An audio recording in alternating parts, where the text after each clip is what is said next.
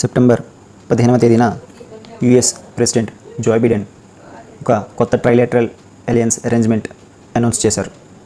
దీని పేరే ఆకుస్, AUKUS. అయితే ఈ ఆకుస్ అంటే ఏంటి, దీని తాలూకా మెయిన్ పర్పస్ ఏంటి, ఈ యొక్క ట్రైలేటరల్ అలయన్స్లో ఏ కంట్రీస్ ఇన్వాల్వ్ అయ్యాయి? ఆకుస్లో A for Australia, UK for United Kingdom, US for United states. ఒకసారి చూస్తే ఈ మూడు వరల్డ్లో పవర్ఫుల్ కంట్రీస్.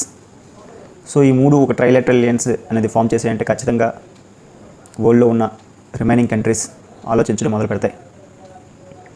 అయితే ముఖ్యంగా మనం ఇక్కడ చూడాల్సింది ఏంటంటే ఈ యొక్క అలయన్స్ ముఖ్య ఉద్దేశం ఏంటి, ఈ యొక్క అలయన్స్ ద్వారా ఏ కంట్రీస్ మీద ఎలా ప్రభావం పడుతుంది, ముఖ్యంగా ఇండియా పైన ఎలా ప్రభావం పడుతుంది.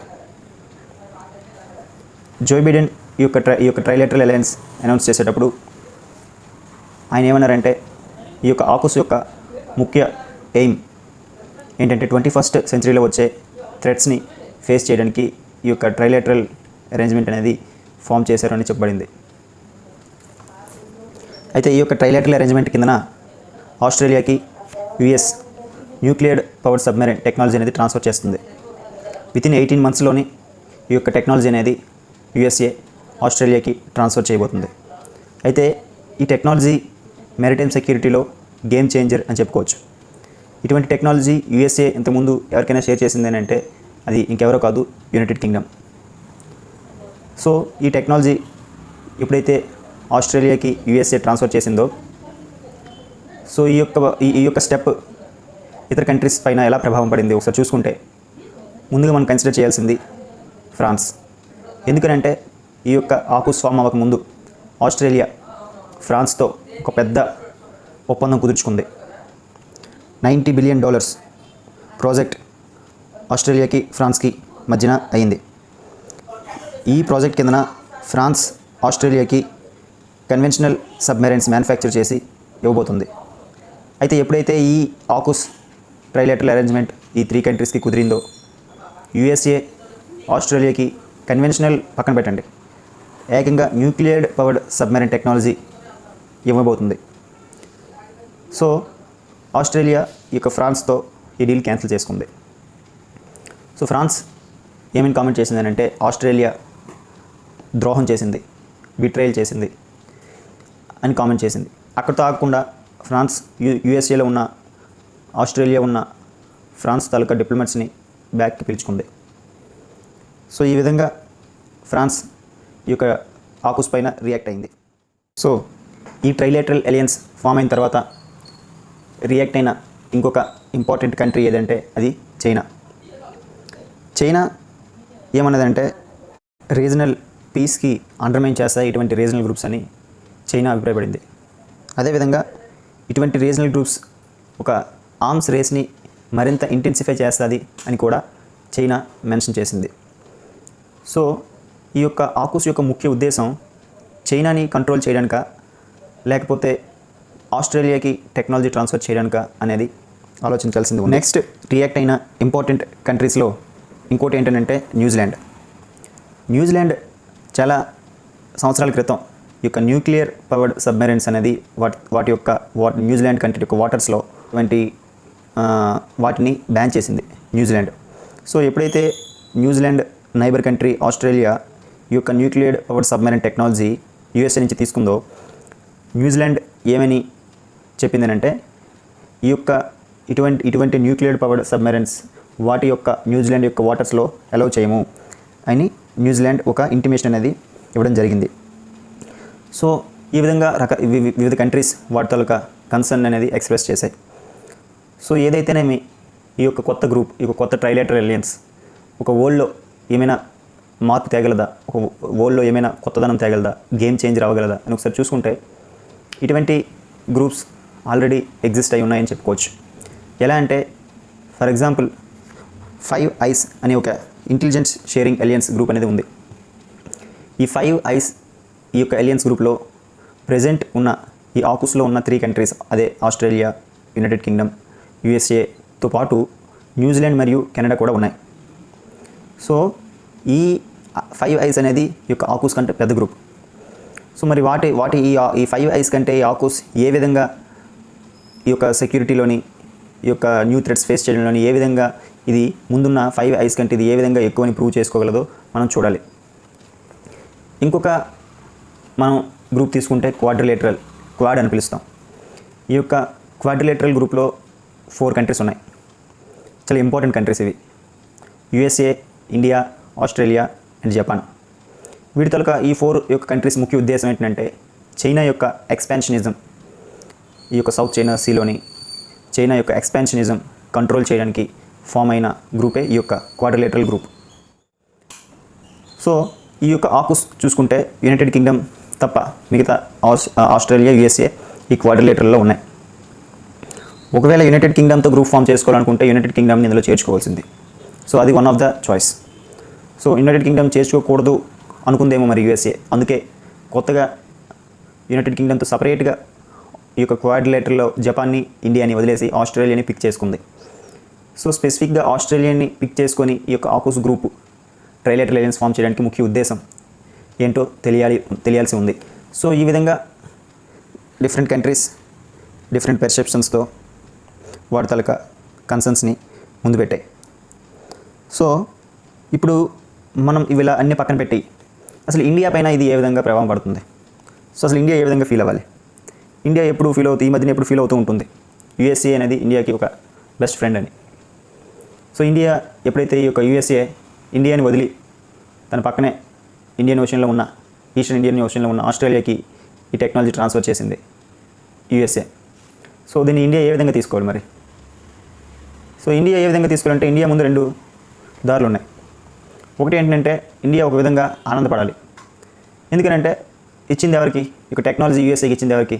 ఇండియా యొక్క one of the friend Australia. క్వాడ్రిలేటరల్లో one of the member Australia. ఈ 4 కంట్రీస్ క్వాడ్రిలేటరల్ గ్రూప్లో ఉన్నాయి. సో ఎప్పుడైనా సరే ఈ క్వాడ్రిలేటరల్ గ్రూప్ ఒక వేరే అపోనెంట్ మీద వార్ చేసేటప్పుడు ఆస్ట్రేలియా దగ్గర ఈ యొక్క న్యూక్లియర్ సబ్మెరైన్ టెక్నాలజీ ఉంది కనుక సో ఇండైరెక్ట్గా అది ఇండియా కూడా వాడుకోవచ్చు. సో ఆ విధంగా ఆనందపడాలో లేక ఇంకొక అదర్ వే ఏంటంటే ఫ్రాన్స్ ఇండియన్ ఓషన్లో ఇండియాతో పాటు సెక్యూరిటీ ప్రొవైడ్ చేస్తున్న ఇంకేదైనా కంట్రీ ఉంది అంటే అది ఫ్రాన్స్. సో అటువంటి మంచి రిలేషన్స్ ఇండియాకి ఫ్రాన్స్కి మధ్యలో ఉన్నాయి. సో ఇక ఆకూస్ వల్ల ట్రేడ్ డీల్లో అత్యధిక దెబ్బతిన్న కంట్రీ ఏది ఉందంటే డైరెక్ట్గా అది ఫ్రాన్స్. $90 బిలియన్ ట్రేడ్ అనేది మరి ఆస్ట్రేలియా ఫ్రాన్స్తో క్యాన్సిల్ చేసుకుంది. సో ఇది డైరెక్ట్గా ఫ్రాన్స్ యొక్క డిఫెన్స్ మ్యానుఫ్యాక్చరింగ్ సెక్టర్ మీద ఇంపాక్ట్ ఖచ్చితంగా పడుద్ది. సో ఫ్రాన్స్ ఇండియాకి ఒక మంచి ఫ్రెండ్ కూడా. సో తన ఫ్రెండ్కి ఈ విధంగా ట్రేడ్లో లాస్ వచ్చింది, ఈ యొక్క ట్రేడ్ డీల్ ఏ విధంగా అన్ఎక్స్పెక్టెడ్ క్యాన్సిల్ అయింది. సో ఫ్రెండ్కి ఇలా అయిందని బాధపడాలో లేకపోతే ఒక ఫ్రెండ్కి ఇలా USA నుంచి టెక్నాలజీ వచ్చిందని ఆనందపడాలో ఒక డిలేమా సిచ్యువేషన్లో ఇండియా ఉంది. నెక్స్ట్ ఇంకొక వ్యూ ఇండియా ఏ విధంగా తీసుకోవాలనుకుంటే అసలు USA ఆస్ట్రేలియాకి ఎందుకు ఇచ్చింది? మనం కూడా ఉన్నాం కదా క్వాడ్రిలేటరల్ అని. ఇప్పుడు అనుకుందాం ఆస్ట్రేలియా ఇండియన్ ఓషన్లో సెక్యూరిటీ ప్రొవైడ్ చేస్తుంది అని ఇచ్చింది అనుకుందాం. అసలు ఇండియన్ ఓషన్లో ఇప్పటికి ప్రెజెంట్ డామినెంట్గా నెట్ సెక్యూరిటీ ప్రొవైడర్గా ఉన్నది ఎవరు? ఆస్ట్రేలియానా, ఇండియానా? ఖచ్చితంగా ఇండియా అని చెప్పుకోవచ్చు. ఇండియా యొక్క నేవీ ప్రెజెన్స్ చాలా ఎక్కువ ఆస్ట్రేలియా నేవీ ప్రెజెన్స్తో పోలిస్తే ఇండియన్ ఓషన్లో ముఖ్యంగా. అయినప్పటికీ USA ఆస్ట్రేలియాకి ఇవ్వడానికి గల కారణాలు ఏంటి అంటే ఏమైనా చైనాని కంట్రోల్ చేయడానికి ఆస్ట్రేలియాకి ఇచ్చిందా టెక్నాలజీ? అది కూడా మనం ఆలోచించాలి. ఒకవేళ చైనాని కంట్రోల్ చేయడానికి ఆస్ట్రేలియాకి ఇచ్చి ఉంటే మనకెందుకు ఇవ్వకూడదు? ఇప్పుడు క్వాడ్రిలేటరల్లో ఇప్పుడు చైనాని కంట్రోల్ చేయాలనుకుని మనం ఆస్ట్రేలియా ఎంత అనుకుంటుందో ఇండియా కూడా అంతే అనుకుంటుంది కదా. సో ఆస్ట్రేలియాకి ఇచ్చేటప్పుడు ప్రిఫరెన్షియల్గా USA ఈ యొక్క క్వాడ్రిలేటరల్ గ్రూప్లో ఆస్ట్రేలియాని పిక్ చేసుకోగలడానికి కారణాలు ఏంటి అంటే USA ఆస్ట్రేలియాని ప్రిఫరెన్షియలిజం చూపిస్తుందా, ఇండియాని సైడ్ లైన్ చేస్తుందా మరి? లేకపోతే ఇండియా ఆల్రెడీ అఫీషియల్గా ఫార్మల్గా ఇండియన్ ఓషన్లో ఒక నెట్ సెక్యూరిటీ ప్రొవైడర్గా ప్రూవ్ చేసుకుంది. సో ఇప్పుడు USA యొక్క టెక్నాలజీ ఇండియాకి ఇస్తే ఇండియా మరింత భయపడొద్దనా? USA భయపడుతుంది. సో ఇవన్నీ మనం ఆలోచించాలి. సో ఒకసారి ఆలోచించండి, ఈ యొక్క న్యూక్లియర్ సబ్మెరైన్ టెక్నాలజీ అనేది ఇండియాతో మన ఇండియాలో లేదు, మన ఇండియా యొక్క నేవీ యూజ్ చేయట్లేదు.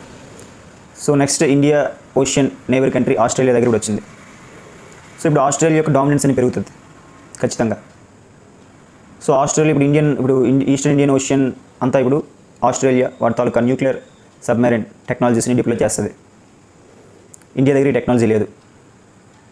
సో మరి యూఎస్ఏ ఇంతవరకు ఇండియాతో షేర్ చేసుకోలేదు ఈ టెక్నాలజీ. సో మరి ఇండియా కూడా తనే ఇండియన్ ఓషన్లో నెట్ సెక్యూరిటీ ప్రొవైడర్ని ప్రూవ్ చేసుకోవాలనుకుంటే తను కూడా ఈ యొక్క టెక్నాలజీ అనేది సంపాదించుకోవాలి. మరి సంపాదించుకోవాలంటే ఎక్కడి నుంచి సంపాదించుకోవాలనుకుంటే యూఎస్ఏ అయితే మనకి ఇవ్వట్లేదు. ఇప్పుడు ఒకవేళ ఇచ్చేటట్టు ఉద్దేశం ఉంటే ఈ ఆకుస్లో మనతో పాటు ఈ 3 కంట్రీస్తో పాటు మనల్ని కూడా యాడ్ చేసుకునేది. సో మనకి ఇండియాకి నెక్స్ట్ ఉన్న ఆప్షన్స్ ఏంటి? ఇండియాకి నెక్స్ట్ ఉన్న ఆప్షన్స్ ఏంటంటే ఇంతవరకు ఇండియా ఇటువంటి టెక్నాలజీస్ని రష్యా నుంచి తీసుకుంది. ఇక న్యూక్లియర్ సబ్మెరైన్ టెక్నాలజీ అనేది ఇంతకుముందు ఇండియా రష్యా నుంచి తీసుకుంది. బాలిస్టిక్ మిసైల్ న్యూక్లియర్ యొక్క అటాక్ సబ్మెరైన్, దీన్ని అరిహంత్ అంటాం. ఇది రష్యా యొక్క హెల్ప్ వాడి మనం తయారు చేసుకున్నాం. సో నెక్స్ట్ ఇటువంటి టెక్నాలజీ మనం ఇంకే కంట్రీస్ నుంచి ఎక్స్పెక్ట్ చేయొచ్చు అంటే ఇప్పుడు ఫ్రాన్స్ నుంచి కూడా ఎక్స్పెక్ట్ మనం చేయొచ్చు. సో ఫ్రాన్స్ మనకి హెల్ప్ చేసే అవకాశాలు చాలా వరకు ఉన్నాయి. ఈ యొక్క ట్రైలేటరల్ అలయన్స్ ఫామ్ అయిన తర్వాత ఫ్రాన్స్ మనకి వాటి తాలూకా టెక్నాలజీ అనేది ట్రాన్స్ఫర్ చేయడానికి, ఈ యొక్క న్యూక్లియర్ ప్రొపల్షన్ టెక్నాలజీ అనేది ట్రాన్స్ఫర్ చేయడానికి ఖచ్చితంగా ఇంట్రెస్ట్ చూపిస్తుంది. సో మనం ఈ 2 కంట్రీస్ని వీటి తాలూకా హెల్ప్ తీసుకొని మనం న్యూక్లియర్ పవర్డ్ సబ్మెరైన్ టెక్నాలజీ మనం వాడి మన తాలూకా ఇండియన్ ఓషన్లో ఈ యొక్క సబ్మెరైన్స్ డిప్లాయ్ చేసి సో మళ్ళీ మనం ప్రూవ్ చేసుకోవాలి ఈ యొక్క ఇండియన్ ఓషన్లో నెట్ సెక్యూరిటీ ప్రొవైడర్ ఇండియాయే అని. లేకపోతే ఈ టైం మనం ప్రూవ్ చేసుకునే టైం డిలే అయితే ఆస్ట్రేలియాకి ఆ యొక్క ఛాన్సెస్ అనేవి పెరుగుతాయి. ఖచ్చితంగా చెప్పొచ్చు ఈ విధంగా మనం. ఎందుకంటే ఆస్ట్రేలియాకి వితిన్ 18 monthsలో యూఎస్ఏ నుంచి టెక్నాలజీ రాబోతుంది. సో ఆస్ట్రేలియా అనేది వాటి డిప్లాయ్మెంట్ అనేది ఇండియన్ ఓషన్లో, ముఖ్యంగా ఈస్టర్న్ ఇండియన్ ఓషన్లో పెంచబోతుంది. సో ఈ విధంగా మనం చూసుకుంటే మనకి ఏ కంట్రీస్తో అయితే మనకి టెక్నాలజీ అందుతుందో చూసి ఆ కంట్రీస్తో మనం రిలేషన్షిప్ అనేది పెంచుకుంటూ పోవాలి. సో ఇండియా ముందు ఏ విధంగా యాక్ట్ చేయాలంటే ఈ యొక్క రీజియన్లో ట్రాన్స్నేషనల్ ఇన్స్టిట్యూట్స్ని స్ట్రెంథన్ చేసుకుంటూ పోవాలి. అదేవిధంగా లైక్ మైండెడ్ కంట్రీస్తో మన తాలూకా రిలేషన్షిప్ అనేది ఇంకా పెంచుకోవాలి. నెక్స్ట్ ఏంటంటే మనకి ఈ యొక్క ఇండియన్ ఓషన్లో సెక్యూరిటీ అనేది ముఖ్యంగా చాలా ఇంపార్టెంట్. సో అటువంటిప్పుడు మన తాలూకా సెక్యూరిటీ ఇన్ఫ్రాస్ట్రక్చర్ ఎవాల్వ్ అవుతూ ఉండాలి. అడ్వాన్స్డ్ వెపన్స్ యూజ్ చేస్తూ ఉండాలి. మన తాలూకా నేవీ యొక్క స్ట్రెంగ్త్, వాటి తాలూకా వాళ్ళకి ఇచ్చే మన ట్రైనింగ్, వాళ్ళకి ఇచ్చే మన ఈ యొక్క సబ్మెరైన్స్ ఇవన్నీ ఎవాల్వ్ చేసుకుంటూ పోవాలి.